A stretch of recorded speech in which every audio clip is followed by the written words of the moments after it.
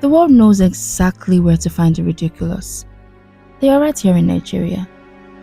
How does anyone explain how the late Sani Abacha took over $400 million from this country and it still didn't collapse? So when petty-con artists like Abba Kyrie, the super cop by day and criminal by night, slipped and spilled his unholy dealings with criminals into the public view, the people have become too numb to be shocked. Snake now swallow money and cows now have fundamental rights, not just to graze across every state of the country and trample on people's farms, but also to stroll to the airport runways just to catch some cool air if they so wish. Meanwhile, do not forget to like, share, comment, subscribe, and please turn on your post notifications to be notified every time we post a video. Let's get back into it. The leadership at all levels has demonstrated that law and order is not important to governance. The country is in a state of a jungle and everyone now simply does as he or she pleases. Only a few months ago, under the watchful eye of the president, the former Accountant General of the Federation, Mr. Ahmed Idris, was arrested for stuffing his pockets and those of his friends and associates with a sum of 80 billion naira only. The former AGF, bored with the regular, decided to dip his hands deep in the cookie jar.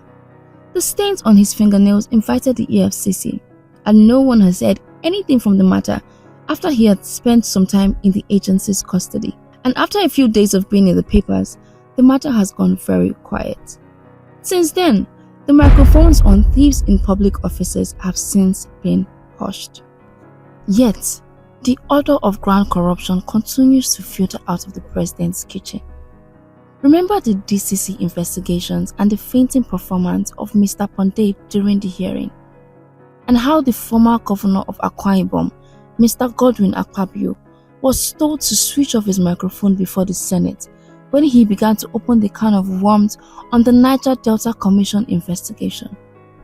Recall that the matter was adjourned perpetually to allow the sinners dip themselves in the cleansing pool of the party APC that they may sin no more. Time will fail me to mention Farouk, or should I call him Falkrook Lawan, and his dollar-stuffing affair, or Abdul Rashid Mena, the pension thief who stole 2 billion naira worth of pension fund, and several others whose exploits contribute in no small measure to the absurdity hall of shame. These names and many more by their thievery paved the way for Nigeria to sink into a state where it is leaning heavily on borrowings. So, a few weeks ago when the Minister of Finance, Mrs. Zainab Ahmed, told us the state of the country's finance, it came as no shock.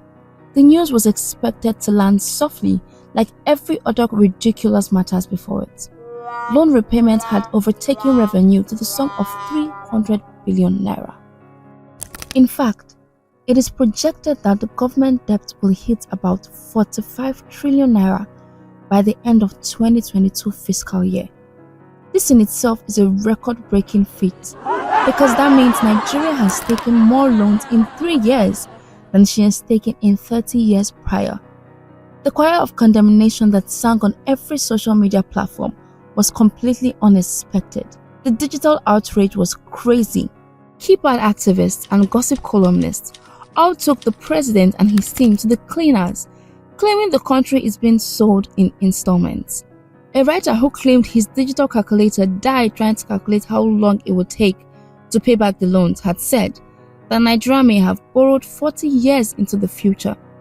Does that sound like the biblical 40 years in the wilderness?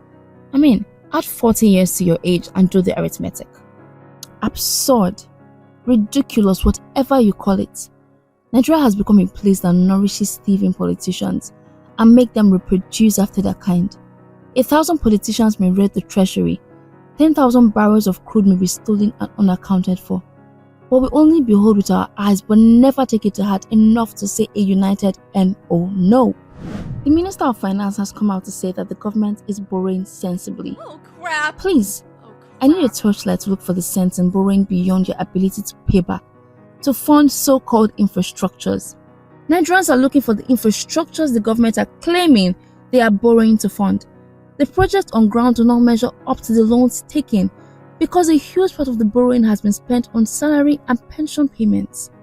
The questions on everyone's mind is, Where's the money? And how do we even begin to pay back? Please, if you have the answers or suggestions, leave them in the comment section below. And do not forget to like, share, subscribe, and hit your post notification button to be notified every time we post a video.